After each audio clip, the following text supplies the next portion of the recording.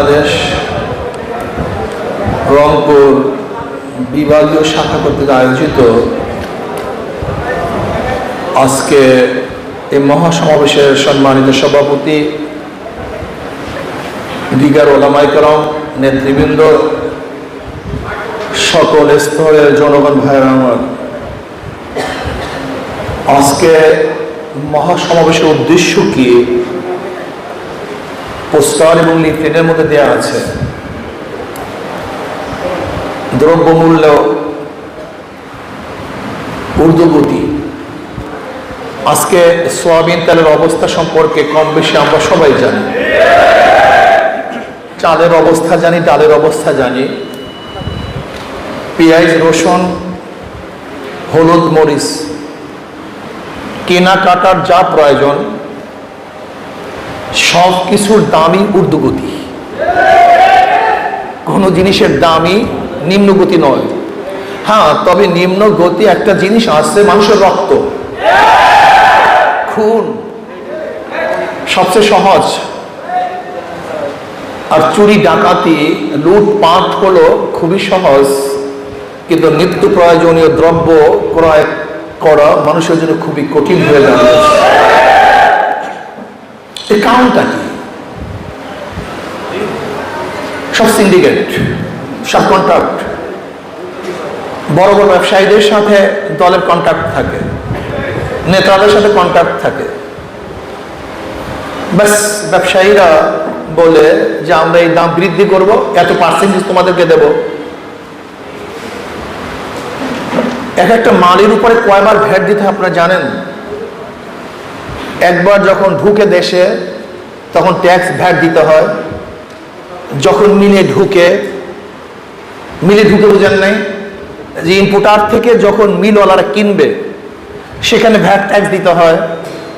আবার যখন মাল বের হবে তখন সেখানে ভ্যাট ট্যাক্স দিতে হয়। আবার যখন ক্রয় করবে তখন ভ্যাট ট্যাক্স দিতে হয় একই মালের উপরে। আপনারা জানেন না একই মালের উপরে কতবার ভ্যাট ট্যাক্স দিতে হয়। সার বৃদ্ধি, কারেন্টের ইউনিট বৃদ্ধি, তৈলের দাম বৃদ্ধি, তখন দাম উৎপাদন করতে খরচও বেশি, দামও বেশি। সব ইচ্ছে করলে সরকার নিয়ন্ত্রণ করতে পারত, কিন্তু সরকারের মাথা ব্যথা সেই দিকে নাই। সরকারের মাথা ব্যথা হলো বিরোধী দলকে কিভাবে দমন করা যায়, জেলে ঢুকানো যায়, খুন করা যায়, গুম করা যায়, আর সরকারি দল লোকদের পেটকে কিভাবে ভরা যায়। আজকে প্রথম আলো পত্রিকায় দেখেছেন আওয়ামী লীগের মহাসচিব আব্দুল কাদের সাহেব, ওবায়দুল কাদের সাহেব বক্তৃতা করেছেন। আওয়ামী লীগ করে অনেকে হাজার হাজার কোটি টাকা পাচার করেছে। দুর্নীতিবাজ। আজকে দেশের গরিবের টেনশন কার মধ্যেই নেই, গরিবের চিন্তা কার মধ্যেই নেই। অবস্থাটা কিভাবে দাঁড়ালো? কোন এক দেশে দুর্ভিক্ষ লাগার পরে রানী বলতেছে রাজাকে, দুর্ভিক্ষ কি এত পর্যায়ে পুষছে যে জনগণ কি দুবেলা পোলাও খেতে পারে না? দুবেলা পোলাও কি খেতে পারে না জনগণ? রানী তো জানিই না যে দুর্ভিক্ষ কি জিনিস, কাজে পোলাও কি খেতে পারে না? এত দুর্ভিক্ষ।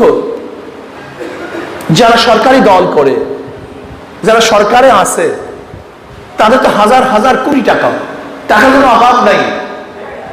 তারা জানিই না মালের এত দাম, এত প্রয়োজন মাল, এত দুর্লভ মূল্য হয়ে গেছে। অথচ জনগণ কি অবস্থায় আছে যা চিন্তাও করা যায় না। কাজে আমি সরকারকে বলবো, যদি আপনি দ্রব্যমূল্যের ঊর্ধ্বগতিকে নিয়ন্ত্রণ করতে না পারেন, তাহলে জনগণ বাধ্য হয়ে আপনাকে নিয়ন্ত্রণ করবে। উপায় নেই। যেরকম শ্রীলঙ্কার জনগণ বাধ্য হয়ে সে দেশের সরকারকে নিয়ন্ত্রণ করেছে, বাংলাদেশের জনগণ বাধ্য হয়ে আপনাকে নিয়ন্ত্রণ করবে। কয়েকদিন আগে শ্রীলঙ্কার সরকার বলেছে বোরখা খুলে নেবে, হুমকি দিয়েছিল।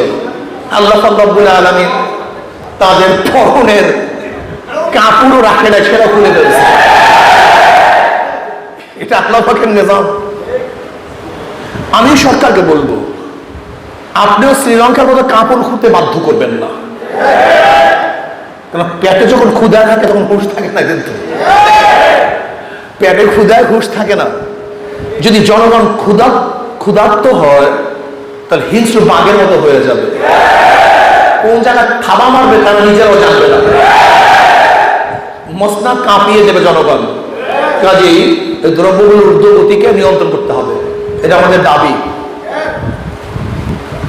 21 বছর বয়স হলে মদ পান করতে পারবে।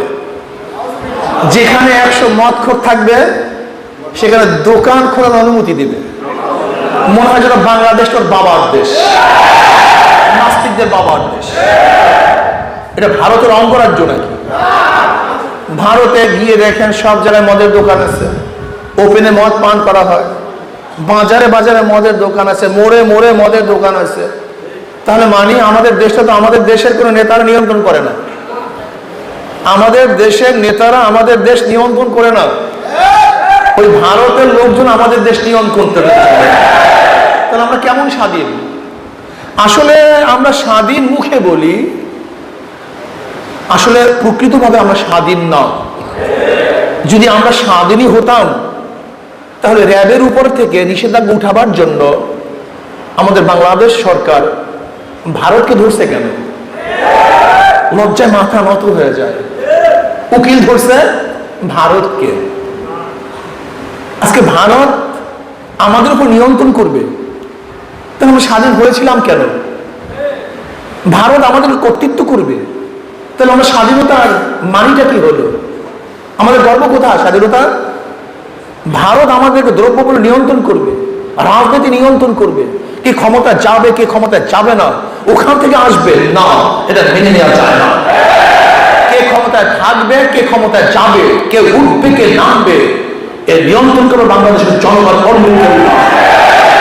অন্য কাউকে এই নিয়ন্ত্রণ শক্তি হাতে দেয়া যাবে না। কিন্তু আমরা কি দেখেছি? আমরা দেখছি যারা ক্ষমতায় আছে, যারা ক্ষমতায় যেতে চায়, তারা আমাদের দেশের জনগণের কাছে কেউ যায় না, তারা সবাই বিদেশি শক্তির কাছে যায়। কিন্তু ইসলামী আন্দোলন বাংলাদেশ বিদেশি শক্তির কাছে যাবে না, তারা বাংলাদেশের জনগণের কাছে যাবে। বাংলাদেশে কে ক্ষমতায় যাবে কে ক্ষমতায় যাবে না, কে থাকবে কে থাকবে না, এই সিদ্ধান্ত করবে বাংলাদেশের জনগণ, অন্য কেউ না। এই জন্য তোরা ভোট দিতে ভয় পায়, ভোট দিতে চায় না, কেন জানে ভোটের হারি ফাঁকা হয়ে যাবে। বাংলাদেশের জনগণ এই দুর্নীতিবাজদেরকে আর কোনো অবস্থায় ক্ষমতায় রাখবেন না ইনশাআল্লাহ। আপনারা দেখেছেন ইসলামী শিক্ষা সংকুচিত করা হয়েছে। আজকে ইসলামী শিক্ষার উপরে পরীক্ষা নিবে না, আর যেই সাবজেক্টে পরীক্ষা হয় না সেই সাবজেক্টে কেউ পড়াশোনাও করে না। তার পরিবর্তে ডারউইনের থিওরি স্থাপন করা হয়েছে। ডারউইনের থিওরি গিয়ে দেখেন নবম ক্লাসের সমাজ বিজ্ঞানের মধ্যে, দশম ক্লাসের সমাজ বিজ্ঞানের মধ্যে ডারউইনের থিওরিটা কি? মানুষ মানুষ থেকে নয়, মানুষ বানরের থেকে। এই কয়েকদিন আগে যা হিন্দু শিক্ষক তার ক্লাসে বলেছিল যে আল্লাহ বলতে কিছু নাই, প্রতিবাদ করার কারণে তাকে অ্যারেস্ট ভাবে জেলখানা থেকে তাকে বের করছে। শুধু তাই নয়, তাকে তো বের করতেই, কিন্তু যারা রেকর্ড করছে আন্দোলন করছে তাদের বিরুদ্ধে কেস হয়েছে, তাদেরকে জেলে দেওয়া হয়েছে। অর্থাৎ বাংলাদেশের বৃহত্তম মুসলমান, সেই দেশে আল্লাহ নাই, মানুষ মানুষ থেকে না, মানুষ বানরের থেকে এই হাজার হাজার কোটি কোটি টাকা খরচ করে এই শিক্ষা আমরা শিক্ষিত করি আমাদের সন্তানদেরকে। এর জন্য আমরা ট্যাক্স দেই, এর জন্য আমরা ভ্যাট দেই, এর জন্য আমরা কর দেই, এর জন্য সরকার দখল করছি না। বাংলাদেশে এই শিক্ষা ব্যবস্থা চলতে পারে না। তবে আমরা দাবি করব প্রাইমারি লেভেল শুরু করে মাস্টার্স পর্যন্ত প্রত্যেকটা ক্লাসে মানুষদের ইসলামী মুসলমান ইসলামী শিক্ষা শিক্ষা দিতে হবে। এই ব্যবস্থা সরকারকে করতে হবে। এরপরে আপনারা দেখেছেন বর্তমানে কিছু পাগল ঘাদানি নামে ওলামায়ে কেরামের বিরুদ্ধে দুদুকে দরখাস্ত করেছে, রিপোর্ট দিয়েছে। আমি প্রথম প্রশ্ন করতে চাই, তাদেরকে অধিকার কে দিয়েছে? এই বৈধতা তার পেল কোথায়? সেও জনগণ, আমরাও জনগণ। জনগণের বিরুদ্ধে জনগণ তদন্ত করে দুদুকে রিপোর্ট পেশ করার আইনি কোন শুদ্ধতা বৈধতা আছে? যদি না থাকে তাহলে দুদককে প্রথম বলবো, আপনি রিপোর্ট গ্রহণ করলেন কেন? এই বৈধতা তাকে কে দিয়েছে? আমি দুদককে বলবো 9 মাস পর্যন্ত তারা যে 9 মাস পর্যন্ত তদন্ত করেছে, এই 9 মাস পর্যন্ত তদন্ত করার পেছনে যত সদস্য এর মধ্যে সংশ্লিষ্ট ছিল, যত অর্থ খরচ হয়েছে, এই ফান্ডিং কে করছে? এই অর্থ কে দিছে? এই টাকা কোথা থেকে আসছে? এর উৎস কোথায়? কারাই টাকা ফান্ডিং করেছে? টাকা কে দিয়েছে? উৎস খোঁজ করুন। বিদেশি শক্তি দেশকে ধ্বংস করার চক্রান্ত করতেছে, ইসলাম মুসলমানকে ধ্বংস করার চক্রান্ত করতেছে। যদি আপনি বিচার না করুন, সরকারকে বলবো বিচার না করুন। যদি আপনি বিচার না করেন তাহলে বলবো আপনি এটা করিয়েছেন, আপনি তাকে ফান্ড দিয়েছেন, টাকা দিয়েছেন বাংলাদেশ ইসলাম উৎখাত করার জন্য, ধ্বংস করার জন্য। আপনি ব্যবস্থা গ্রহণ করুন, জলদি জলদি ব্যবস্থা গ্রহণ করুন। যদি জলদি জলদি ব্যবস্থা গ্রহণ না করুন তাহলে বাংলাদেশের জনগণ বাধ্য হয়ে ইসলামের বিরুদ্ধে ওলামায়ে কেরামদেরকে, আজকে ওলামায়ে কেরামদেরকে ইসলামকে কটূক্তি করার কারণে, তাদেরকে লাঞ্ছিত অপমানিত করার কারণে, মানহানি করার কারণে বাংলাদেশের প্রত্যেকটা মুসলমান গর্জে উঠবে, আন্দোলন করবে, সরকার করবে। সাহস কে দিয়েছে সমস্ত শীর্ষ ওলামায়ে কেরামদের বিরুদ্ধে? আজকে দুদকের কাছে তারা দরখাস্ত করবে, রিপোর্ট পেশ করবে, এত বড় সাহস? আজকে ওলামায়ে কেরামকে ধর্ম ব্যবসায়ী বলবে, এত বড় সাহস তাদেরকে কে দিয়েছে? আমি জানতে চাই সরকারকে। ওলামায়ে কেরাম দেশে ভেসে আসে নাই, আমরা কসুরি পাবো নই যে বিদেশ থেকে ভেসে এসেছি। এদেশ আমাদের, আমার বাবার দেশ, আমার দাদার দেশ, মুসলমানদের দেশ। মুসলমানের কারণে দেশ স্বাধীন হয়েছে, অন্য কারোর কারণে নয়। এদেশ স্বাধীন হয়েছে মুসলমানের কারণে। ব্রিটিশের বিরুদ্ধে আন্দোলন মুসলমান করেছে। এদেশের স্বাধীনতার জন্য মুসলমান সর্বোচ্চ চেষ্টা সাধনা করেছে। কাজে দেশ মুসলমানদের দেশ, নাস্তিকদের দেশ নয়। কোন নাস্তিক মুসলমান উৎখাত করার চেষ্টা করবে আর মুসলমানরা বসে থাকবে না, এটা হতে পারে না। যেরকম আগুন এবং পানি একই জায়গায় থাকতে পারে না, আলো এবং অন্ধকার একই জায়গায় থাকতে পারে না, ইসলামের দুশমন এবং মুসলমান একই জায়গায় থাকতে পারে না। এটা কোথা থেকে এসছে? যাদের দুর্নীতি কোনো অভাব নাই, যার চরিত্র চরম খারাপ, যারা মায়ের সাথে খারাপ ব্যবহার করে, মাকে খেত বদের পরিবর্তে ঘর থেকে নামিয়ে দেয়, দুর্নীতির কারণে যাদের চাকরি চলে যায়, এরা মুসলমানদের বিরুদ্ধে, আলেম ওলামাদের বিরুদ্ধে রিপোর্ট পেশ করবে, ধর্ম ব্যবসায়ী বলবে, এটা মানা যায় না, মানতে পারি না। আজকে দেশ স্বাধীন হয়েছিল 3টা ভিত্তিতে: সাম্য, মানবিক মর্যাদা, সামাজিক ন্যায় বিচার। আজকে কোথায় সাম্যতা? সাম্যতা কোথায়? যারা দল করবে তারা ইজ্জত সম্মান পাবে, যারা দল করবে না, সরকারি দলে থাকবে না, তারা লাঞ্ছিত অপমানিত হবে। এটা কি সাম্য? আজকে যারা ক্ষমতাসীন তাদের আত্মীয় স্বজন রেলে ফ্রি চলবে, আর যারা ক্ষমতাসীন না তারা টাকা দিয়েও মুক্তি পাবে না, বাঁচতে পারবে না। এর নাকি সাম্যতা? মানবিক মর্যাদা কোথায়? কোথায় মানবিক মর্যাদা? আজকে মানবিক মর্যাদা পাচ্ছি না, মানুষ ঢুকে ধরে মরছে। যারা দল করবে না তারা লাঞ্ছিত অপমানিত হবে। আজকে সম্মানিত লোক তারা লাঞ্ছিত হবে, অপমানিত হবে। আজকে ওলামায়ে কেরাম লাঞ্ছিত হবে, অপমানিত হবে। এটি কি মানবিক মর্যাদা? সামাজিক ন্যায় বিচার কোথায়? যদি দল করেন খুন করলে মুক্তি পাবেন, আর যদি দল না করেন, অন্যায় না করলেও আপনি জেলখানায় ভুগবেন। এটা কেমন কথা? হ্যাঁ, সব জায়গাতেই সরকার হস্তক্ষেপ করেছে। আজকে নির্বাচন কমিশন, নির্বাচন ব্যালটে হবে না ইভিএমে হবে সে নির্ধারণ করবে কে? না, নির্বাচন কমিশন। নির্বাচন কমিশন। অথচ আমাদের প্রাইম মিনিস্টার কি বলেছেন?